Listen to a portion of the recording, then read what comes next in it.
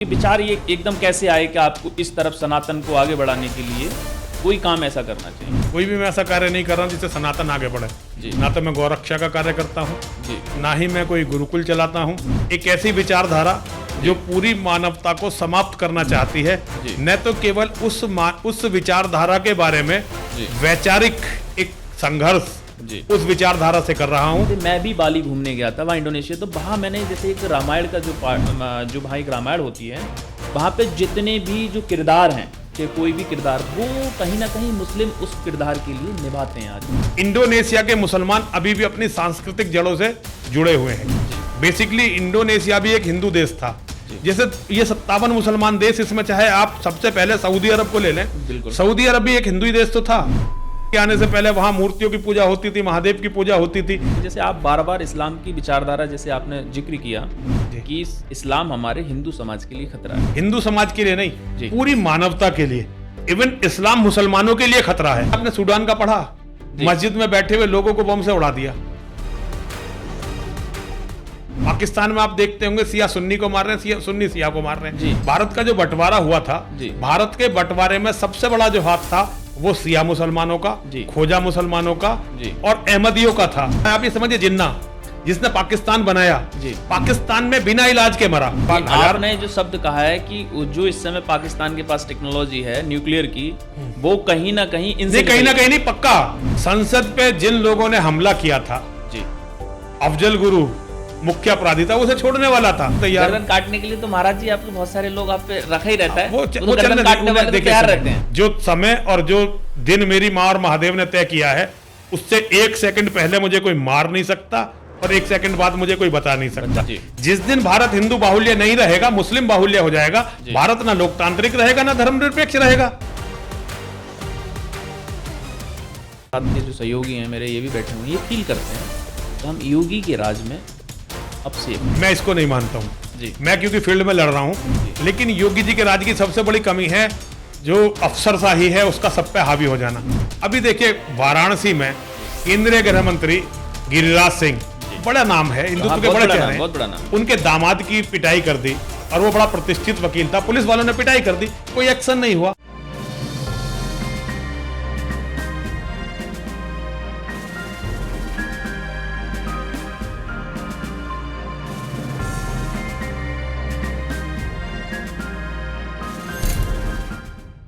नमस्कार, मैं दीपक शर्मा स्वागत करता हूं दी डेमोक्रेसी के पॉडकास्ट में।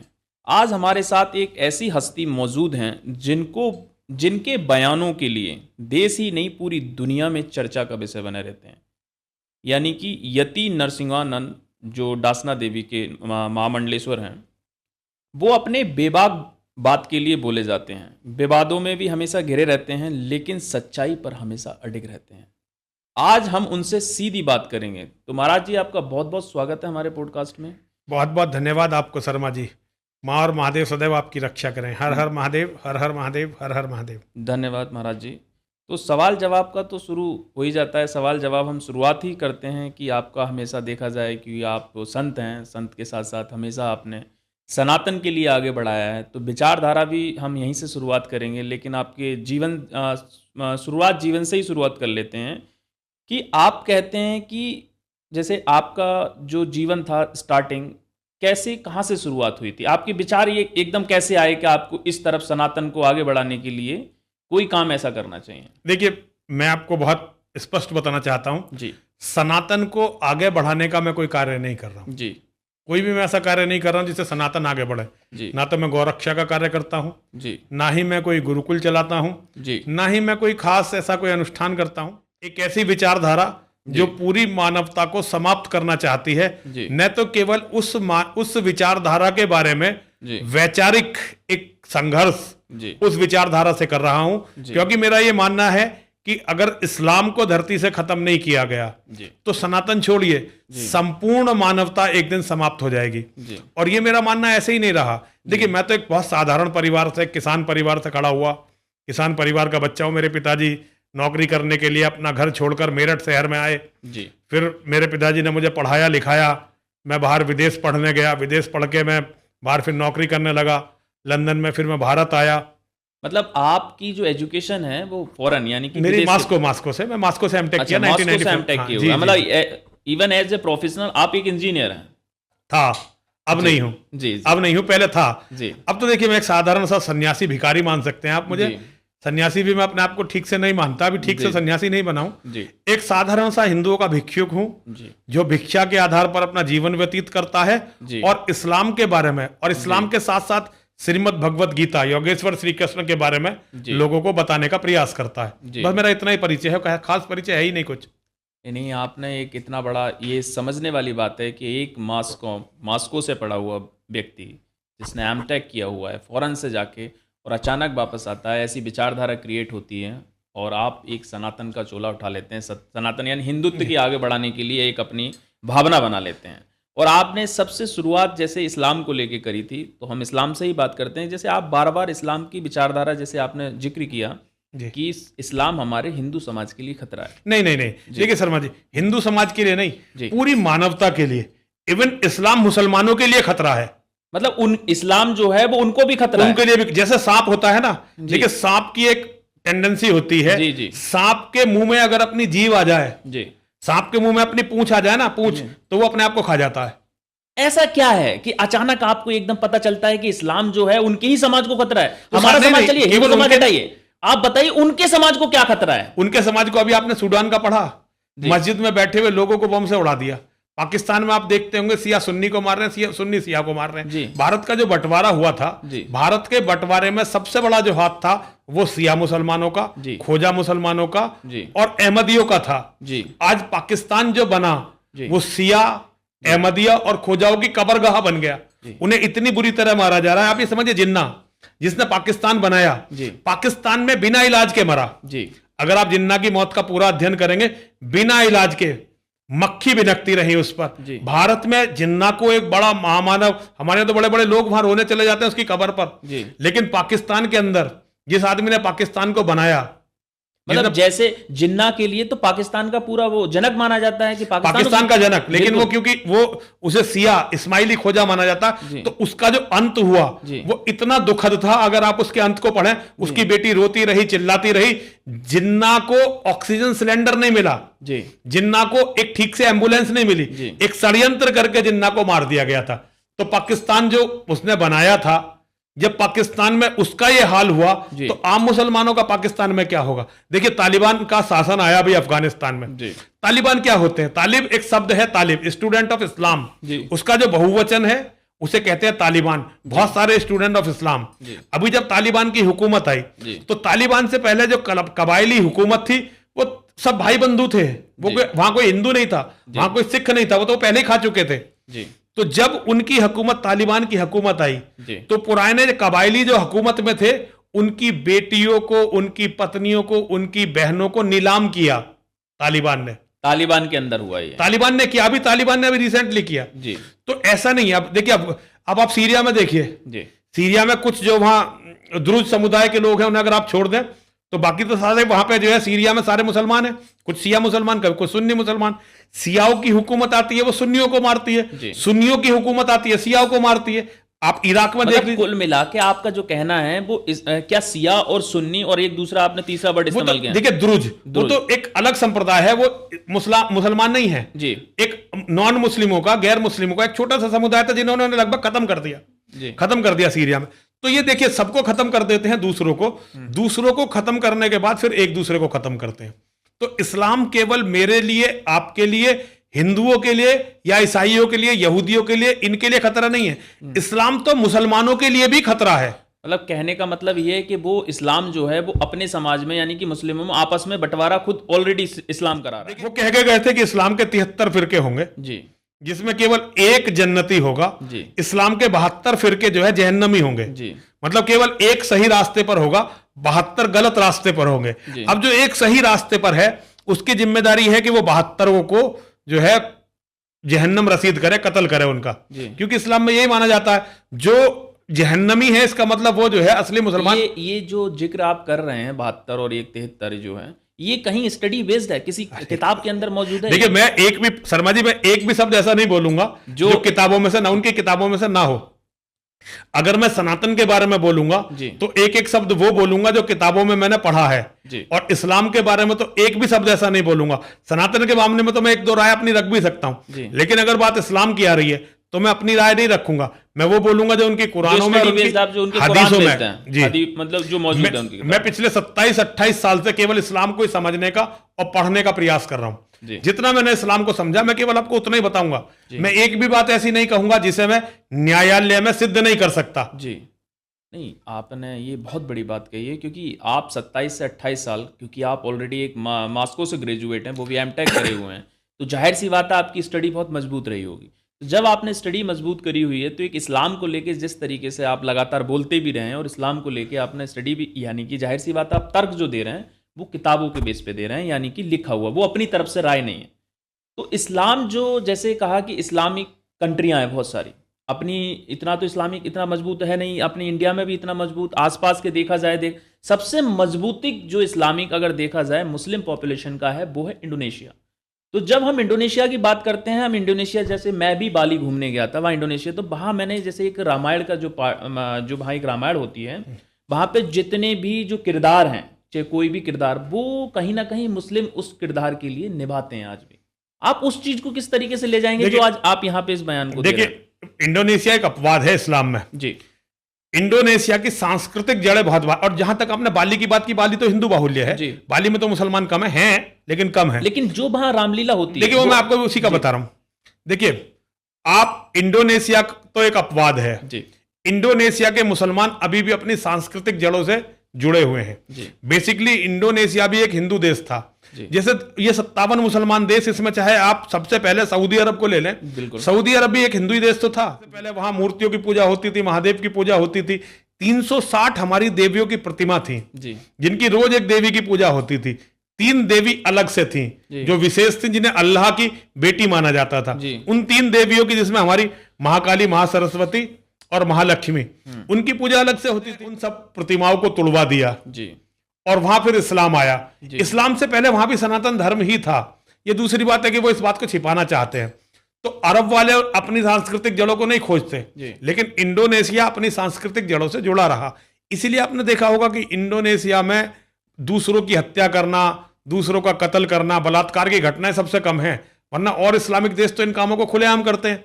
इंडोनेशिया में सबसे कम है क्योंकि इंडोनेशिया सनातन की जड़ों से जुड़ा हुआ है। लेकिन अब धीरे धीरे हमारे यहाँ के दारुल उलूम देवबंद के मौलाना और बरेली मसलक के मौलाना वहां लगातार जा रहे हैं और मुसलमानों को वहां कट्टर बना रहे हैं। वहां 2 धाराएं चल रही हैं। एक धारा तो वो जो मुसलमान थे लेकिन कट्टर मुसलमान नहीं हुए थे, उन्हें भारत के मुसलमान जा जाकर, देवबंद से और बरेली से मुसलमान जा जाकर कट्टर मुसलमान बना रहे हैं। साथ में एक धारा वो भी चल रही है जो इस्लाम को छोड़ ही रही है, जो अपनी जड़ सनातन से जुड़ना चाहते हैं। ये बहुत बड़ा मूवमेंट पूरी दुनिया में चल रहा है। इस्लाम में तो, इस्लाम के बारे में अगर आप देखें, बहुत बड़ी तादाद आज ऐसे लोगों की है जो इस्लाम को छोड़ रहे हैं, जिन्हें एक्स मुस्लिम कहते हैं। भारत में भी ये कम्युनिटी अब कम से कम 1.5 करोड़ लोग इस कम्युनिटी के हो गए।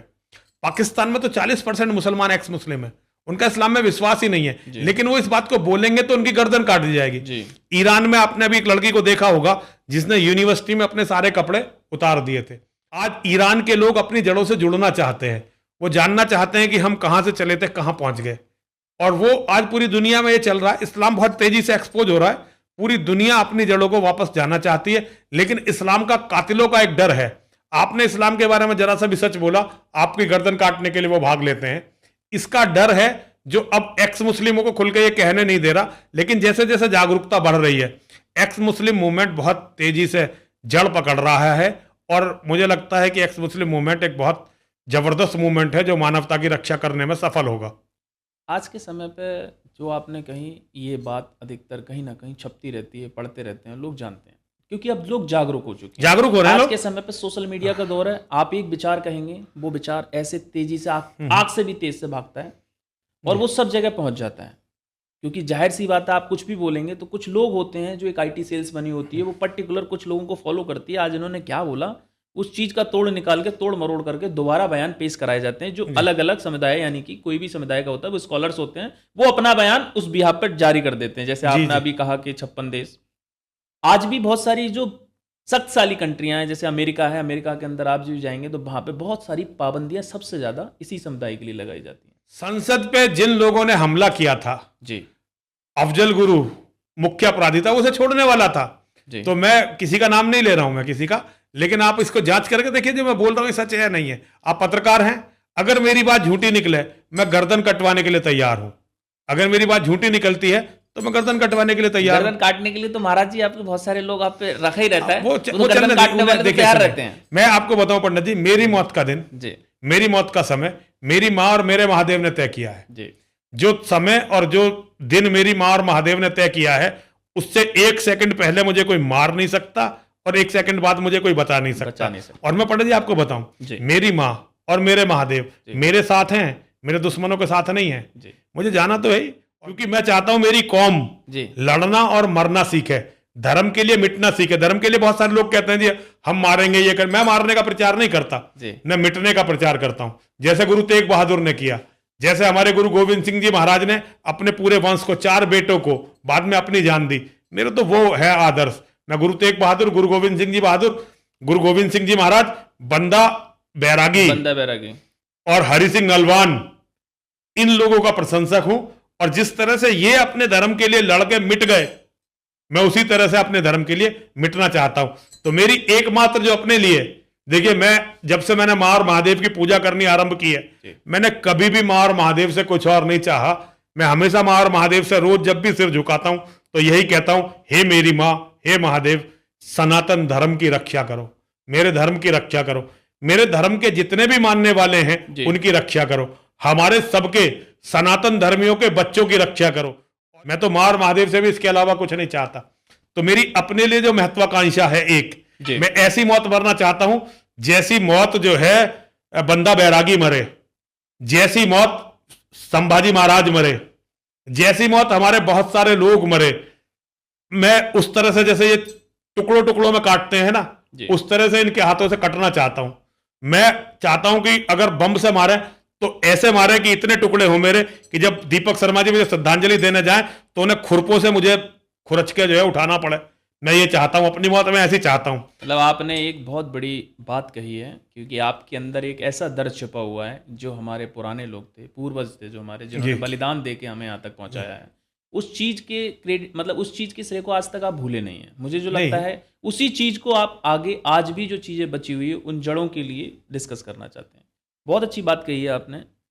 जैसे आज समय सबसे ज्यादा विश्व में हर जगह पे एक वो है, क्या आपको लगता है कि इस्लाम कट्टरपंथ पूरी दुनिया के लिए अब चुनौती बन चुका है? देखिए अगले केवल 10 सालों में मुसलमानों की जनसंख्या 300 करोड़ होगी जी।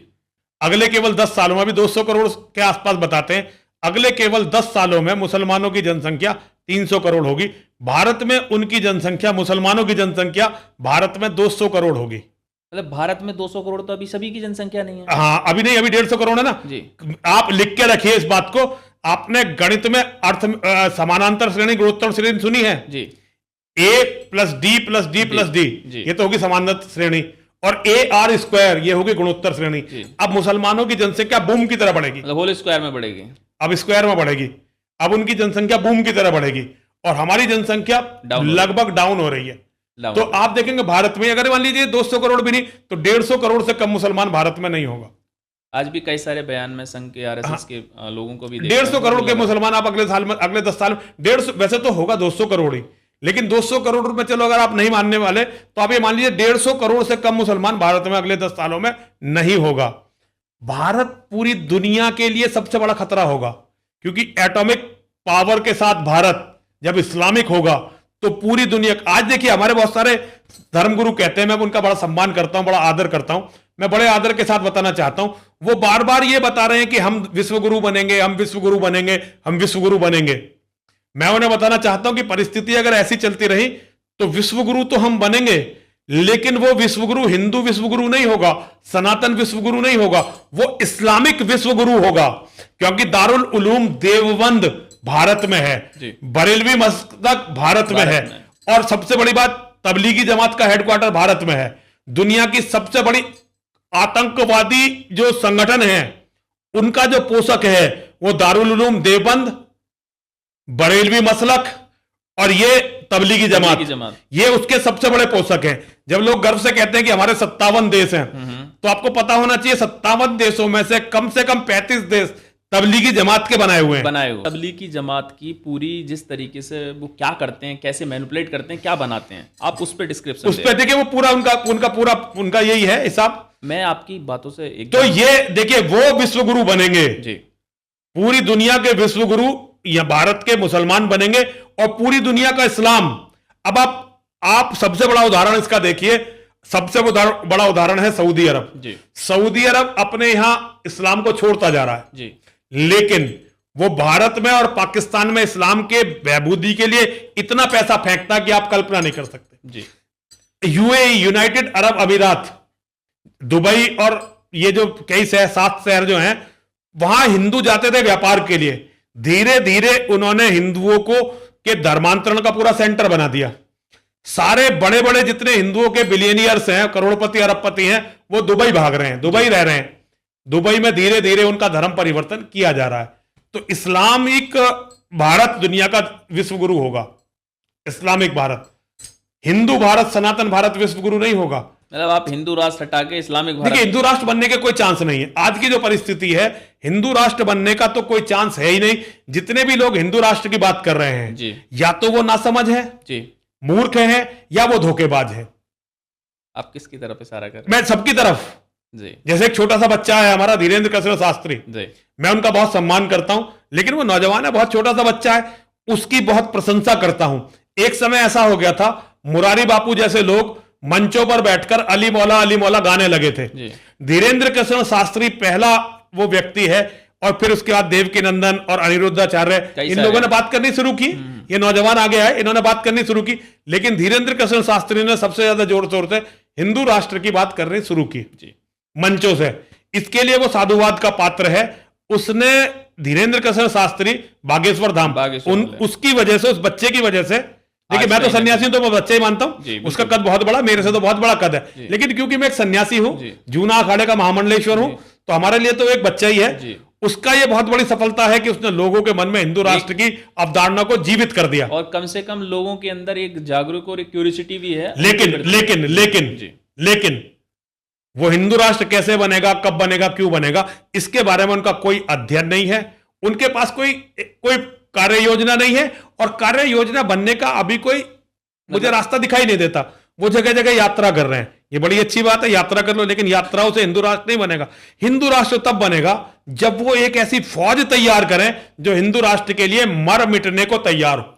मतलब आप सीधे सीधे कह रहे हैं कि धीरेन्द्र कृष्ण शास्त्री के लिए अपनी एक अलग से सेना बनानी चाहिए। सेना बनानी चाहिए उन्हें। देखिए, धीरेन्द्र कृष्ण शास्त्री को सनातन ने वो सम्मान दिया जो मैंने अपने जीवन में किसी को पाते हुए देखा नहीं देखा है। मैंने अपने जीवन में किसी को भी इतना सम्मान पाते हुए देखा नहीं है। पूरे सनातन जगत ने धीरेन्द्र कृष्ण शास्त्री को अपने मस्तक पर बैठाया। अब ये धीरेन्द्र कृष्ण शास्त्री की मर्जी है कि वो इस पूरे सम्मान को अपने व्यक्तिगत सुख के लिए प्रयोग कर ले, या वास्तव में वो हिंदू राष्ट्र के जनक बने। आज हिंदू राष्ट्र को आप एक तरह से देखिए, हमारे यहां हिंदू राष्ट्र एक तरह से खत्म हो चुका है, लेकिन धीरेन्द्र कृष्ण शास्त्री चाहें, क्योंकि भगवान की कृपा है उन पर, मां की और महादेव की कृपा है उन पर, वो लोग आज पूरे हिंदुस्तान के लोग उनकी बात को सुन रहे हैं। वो अपने साथ और लोगों को जोड़े, हम जैसे छोटे मोटे लोग भी उनके साथ चल देंगे और हिंदू राष्ट्र बनाया जा सकता है। लेकिन जिस रास्ते पर वो अभी चल रहे हैं, आपका उससे कोई चांस नहीं है। आपने जो बयान दिया है, आपने जो बात रखी है, बहुत अच्छी बात है।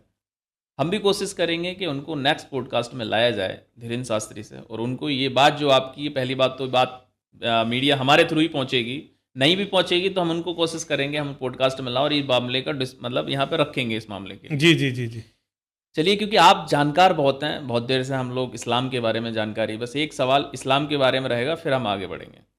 कुरान और शरीयत पर आपने कई बार सवाल उठाए हैं। क्या आपको लगता है कि ये आज के लोकतांत्रिक भारत के लिए असंगत है? देखिए, लोकतंत्र कब तक है जी? भारत जब तक हिंदू बाहुल्य है, भारत लोकतंत्र भी है और धर्मनिरपेक्ष भी है जी। जिस दिन भारत हिंदू बाहुल्य नहीं रहेगा, मुस्लिम बाहुल्य हो जाएगा, भारत ना लोकतांत्रिक रहेगा ना धर्मनिरपेक्ष रहेगा। पाकिस्तान कब से लोकतांत्रिक हो गया? बांग्लादेश कब? जहां वहां कोई सरकार ठीक से काम करने लगे, मुसलमान खड़े होते हैं, उसे खत्म कर देते हैं, फिर दूसरा शासन। तो देखिए, इस्लाम में कभी लोकतंत्र नहीं होता। इस्लाम में कभी धर्मनिरपेक्षता नहीं होती। तो देखिए, इस्लाम में धर्मनिरपेक्षता और लोकतंत्र का कोई स्थान नहीं है। भारत जब तक हिंदू बाहुल्य है, ये लोकतांत्रिक भी है और ये धर्मनिरपेक्ष भी है। हिंदू को खत्म होने दीजिए, फिर देखिए ये तो खून का सागर बनेगा। यहां तो जैसे पाकिस्तान में, अफगानिस्तान में रोज खून खच्चर रहता है, यहां उससे भी बुरा होगा, क्योंकि फिर ये लड़ेंगे आपस में और इतनी बुरी तरह लड़ेंगे कि यहां केवल खून खराबाई होगा। और ये एटॉमिक पावर का केंद्र भारत पूरी दुनिया का सबसे बड़ा खतरा बनने वाला है। बहुत बड़ी बात कही है आपने, अच्छे से आपने डिस्क्राइब किया। जैसे आप लगातार बेबाक सवालों के लिए जाते हैं, आज भी आप बेबाक जवाब दे रहे हैं, क्योंकि आपको नॉलेज है, आपके मन में एक पीड़ा है और जो चीज़ आप करना चाहते हैं आपने एक बीड़ा उठा रखा है। इस तरीके की बातें कह के आप कोई एक ऐसा किस्सा बताइए कि डासना के अंदर या आप कहीं जा रहे हैं, किस तरीके के आप पे हमले या कोई बार या धमकी किस किस की आई है, कहाँ से, कभी फोन वगैरह बजे? ऐसे शुरू में धमकी देते थे, अब तो धमकी देते नहीं। मतलब धमकी देना बंद कर दिया अब? कारण है, वो एक गाली देंगे और 15 गाली दूंगा। मतलब आप उनकी भाषा में, देखिए हमारे बाबा परशुराम हैं जी, हम उन्हीं को फॉलो करते हैं जी जी। हमारे देखिए, मैं मेरे आदर्श जो है, मैं मरना चाहता हूं गुरु तेग बहादुर की तरह, जी जी, बंदा बैरागी की तरह, संभाजी महाराज की तरह, मैं उस तरह से मरना चाहता हूं। लेकिन काम करते वक्त मेरे आदर्श केवल मेरे बाबा परशुराम हैं। हम परशुराम को ही मानते हैं बाबा अपना, हमारे भगवान सर्वोच्च वो है। देखिए, शिव की भी हम पूजा इसलिए करते हैं कि हमारे बाबा पूजा करते थे। माँ की पूजा भी हम पीताम्बरा की पूजा, बगलामुखी की पूजा इसलिए करते हैं कि हमारे बाबा मानव के रूप में पहले थे जिन्होंने माँ पीताम्बरा बगलामुखी की पूजा की। तो हम तो अपने बाबा परशुराम को फॉलो करते हैं भाई, हम परशुराम वंशीय हैं। हमारा काम है अपने बाबा को फॉलो करना। हम और किसी को, ठीक है, हम भगवान राम का, भगवान कृष्ण का बहुत सम्मान करते हैं, लेकिन हमारा खून भी आप काटोगे तो परशुराम परशुराम। इसीलिए हम हर बात में हर हर महादेव बोलते हैं, क्योंकि हमारे बाबा ने हर हर महादेव बोला। जी जी जी, आपने बात बताई, लेकिन मैंने बात पूछी, जैसे आपने ये कहा कि परशुराम के वंशज हैं, तो जाहिर सी बात है क्रोध पूरा आता है, क्रोध की वजह से आप अपने बयानों में जाने जाते हैं जी। ऐसी कोई घटना बताइए जो लोग सब जानना चाहते हैं। कुछ ऐसे आओ कि आपको, जैसे अभी आपने बहुत सारी घटनाएं, नुपुर शर्मा का एक देखा, उन्होंने एक बयान दिया था, मार तमाम कितने सारी घटनाएं कर डाली, तो कहां से हो गया था। जब नुपुर शर्मा ने, हमारी बेटी ने बयान दिया था, तो हमने कहा था, आप उसे यूट्यूब पे देख लिए, बहुत जगह पड़ा हुआ, हमने कहा मौलाना ये हमारी बच्ची बिल्कुल सही बोल रही है और इसने तो कुछ बोला नहीं, असली सुनना चाहते तो हमें सुनो। और हमने कहा था तुम सारे इकट्ठे हो, हम तुम्हारी किताबें लेकर जामा मस्जिद पे जा रहे हैं। वो तो ये है कि 2-4 मौलाना ऐसे हैं, जैसे हम कहते हैं ना, जामा मस्जिद पे जा रहे हैं, तुमसे शास्त्रार्थ करना चाहते हैं, तो वो चिल्लाने का काम करते हैं, माहौल को बिगाड़ने का, जिससे कि उन्हें मुकाबला ना करना पड़े, वो माहौल बिगाड़ देते हैं। और पुलिस मुझे पकड़ के बैठ जाती है कि महाराज तुम जाओगे लड़ाई हो जाएगी।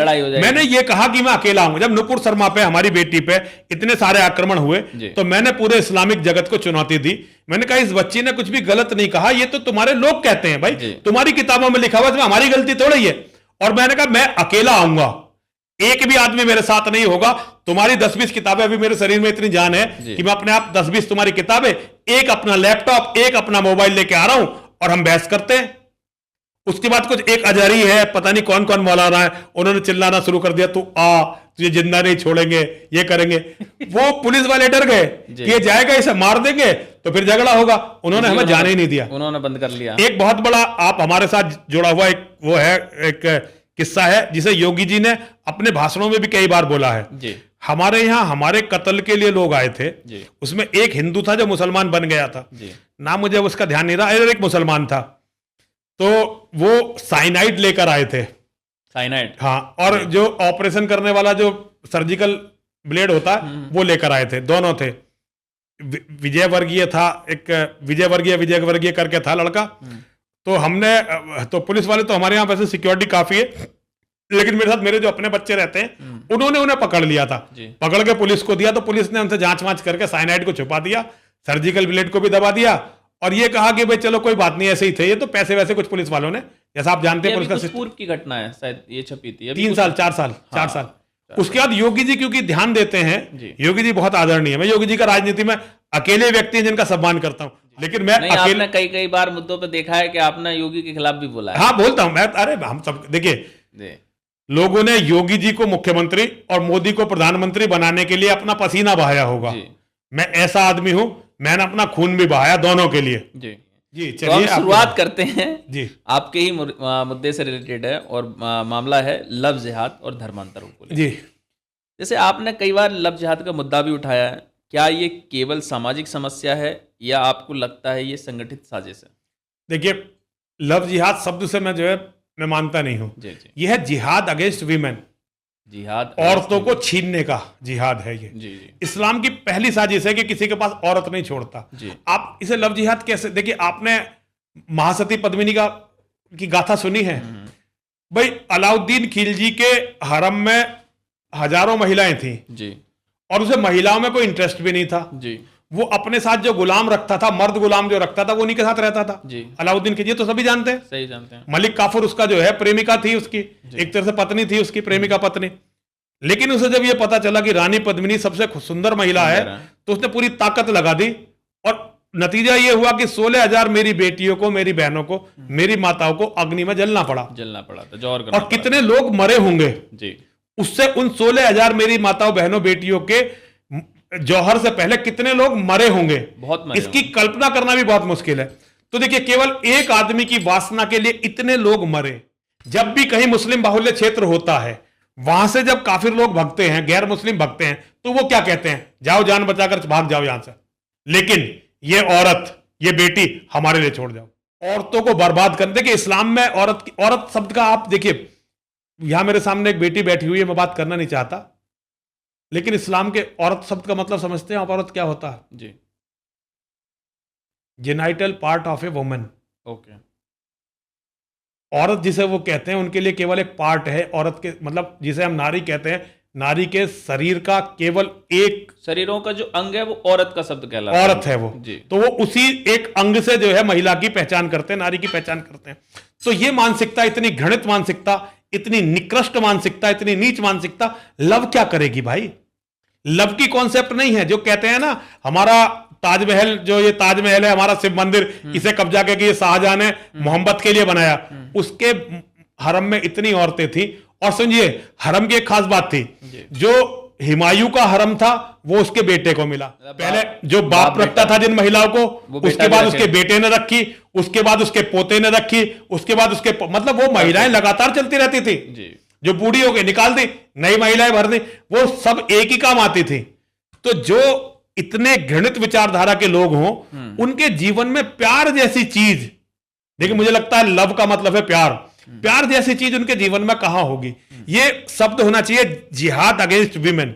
वो कहते हैं कि धरती और औरतें अल्लाह ने केवल मोमिनों के लिए बनाई, पूरी धरती और औरतें, जो जमीन भी हमारी है और औरतें भी हमारी हैं। काफिर ने तो अनाधिकार कर रखा है, इसलिए वो जहां भी जाते हैं सारे मंदिरों को, मठों को तोड़ देते हैं, औरतों को छीन लेते हैं, औरतों से सामूहिक बलात्कार करते हैं। जो मर जाती हैं, जो बच जाती हैं उन्हें मंडियों में बेच देते हैं। कुछ खूबसूरत महिलाएं होती हैं, उन्हें अपनी रखेल बनाकर रख लेते हैं। पिछले 1400 साल में इस्लाम की मानवता को यही देन है, यही इस्लाम की देन है भाई जी। तो इस्लाम में आप लव जिहाद शब्द को करेक्ट करिए, यह है क्राइम अगेंस्ट वीमेन, जिहाद अगेंस्ट वीमेन।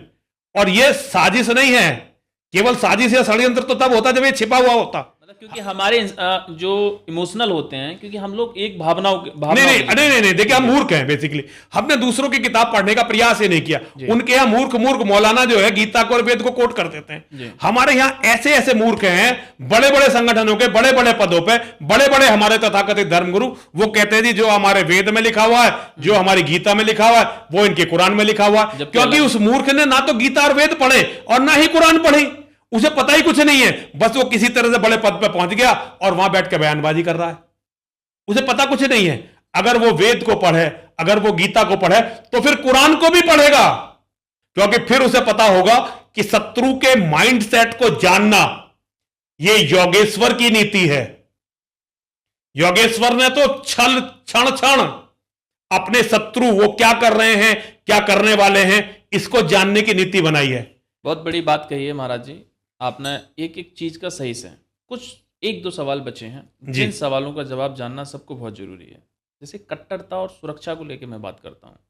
कट्टरता के मामले में जैसे आपने शुरू में, क्योंकि आप एक ऐसी एजुकेशन, आप विदेश में गए हैं, लगातार आपने अध्ययन किया है, आपने बड़ा नज़दीकी से पूरे बुक का अध्ययन किया है इस्लाम के प्रति, तो कट्टरता का नाम जहां शुरू होता है हर कोई समझ जाता है कि मैं तालिबान की तरफ जाऊंगा, क्योंकि तालिबान एक कट्टरपंथी माना जाता है। ठीक है, तो तालिबान, आईएसआई और आईएसआई जैसे बोलते हैं, और पाकिस्तान, इन पर आपकी हमेशा टिप्पणियां रही हैं, जैसे कि आपने बताया भी। आपको क्या लगता है कि भारतीय मुसलमान भी इन कट्टरताओं से प्रभावित हैं?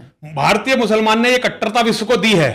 मतलब भारतीय मुसलमान ने ये कट्टरता विश्व को दी है। अगर भारत के मुसलमान ना होते, ये नकली मौलाना ना होते, तो शायद आज इस्लाम इतना कट्टर ना होता।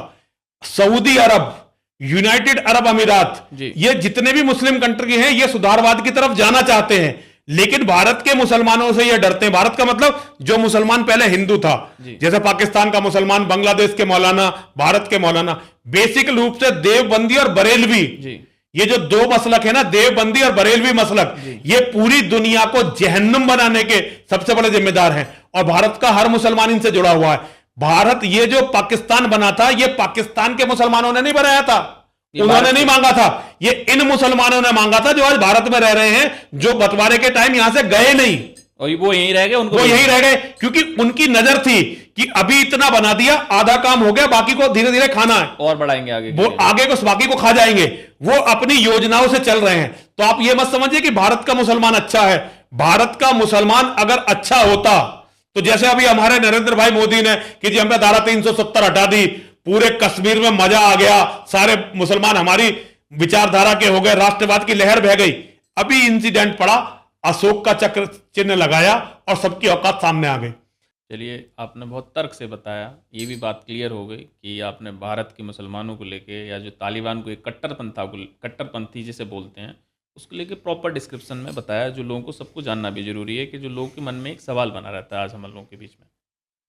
अब एक क्लोजिंग क्वेश्चन पे ही करते हैं। उसके बाद, अगर जैसे आपने मुझसे कहा है, मैं इसीलिए इस क्वेश्चन को लाऊंगा क्योंकि आपने कई बार बोला मैं अपनी किताबें लेके सीधे जामा मस्जिद जाना चाहता हूं और सबको बुलाना चाहता हूं, आओ मुझसे बहस करो, और आपको जाने नहीं दिया जाता है।